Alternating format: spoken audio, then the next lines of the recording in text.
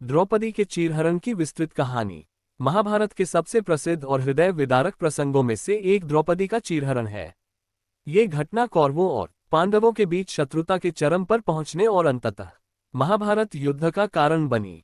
ये प्रसंग न केवल द्रौपदी के प्रति हुए अन्याय को दर्शाता है, बल्कि अधर्म और धर्म के बीच संघर्ष का भी प्रतीक है। द्यूतक्रीड़ा की पृष्ठभूमि। पांडव, जो इंद्रप्रस्थ के शासक थे, ने माया सभागृह का निर्माण किया था।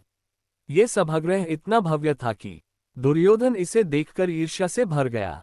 शकुनी ने दुर्योधन को युधिष्ठिर की जुए की कमजोरी का फायदा उठाने की सलाह दी। इस योजना के तहत दुर्योधन ने युधिष्ठिर को हस्तिनापुर आमंत्रित किया और उन्हें द्यूतक्रीड़ा में भाग लेने के लिए मजबूर किया। युधिष्ठिर ने अपने धर्म और मर्यादा के कारण इस आमंत्रण को स्वीकार किया। खेल की शुरुआत में शकुनी ने छलपूर्वक युधिष्ठिर से लगातार दांव लगवाए। युधिष्ठिर ने एक एक करके अपनी धन संपत्ति, राज्य, भाइयों और अंततः अपनी पत्नी द्रौपदी को भी दांव पर लगा दिया। द्रौपदी का दांव पर लगना। जब युधिष्ठिर ने द्रौपदी को दांव पर लगाया तो शकुनी ने चालाकी से खेलते हुए यह बाजी भी जीत ली। इसके बाद कौरवों ने दावा किया कि द्रौपदी अब उनकी दासी बन गई है। द्रौपदी का दांव पर लगना ही इस त्रासदी की जड़ बना। द्रौपदी को सभा में बुलाने का आदेश। दुर्योधन ने द्रौपदी को सभा में लाने का आदेश दिया। द्रौपदी उस समय महल में थी। जब दुर्योधन ने अपने भाई दुःशासन को उन्हें लाने भेजा तो द्रौपदी ने आने से इनकार कर दिया और संदेश भिजवाया कि युधिष्ठिर, जो पहले ही खुद को हार चुके हैं, उन्हें दांव पर लगाने का अधिकार नहीं था।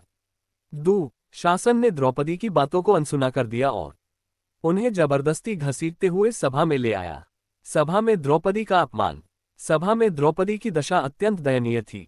वहां बैठे सभी कौरव, पांडव और अन्य विद्वजन इस दृश्य को देख रहे थे। द्रौपदी ने सभा के प्रतिष्ठित व्यक्तियों से न्याय की गुहार लगाई।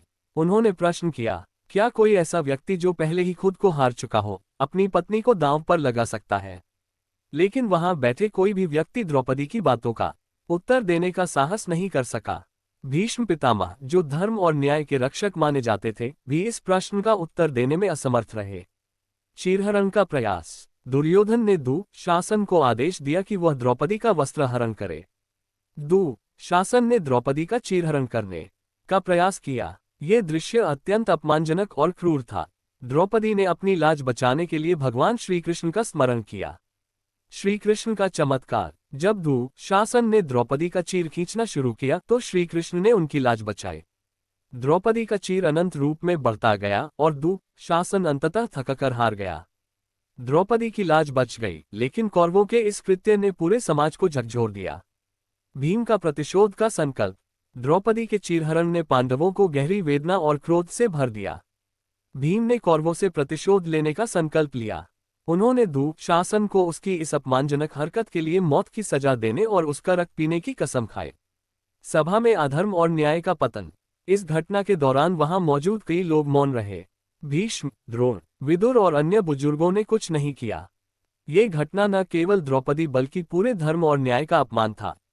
महाभारत युद्ध का बीज। द्रौपदी के चीरहरण की घटना ने पांडवों और कौरवों के बीच शत्रुता को और गहरा कर दिया। यह अधर्म की पराकाष्ठा थी जिसने अंततः महाभारत युद्ध को अवश्यंभावी बना दिया।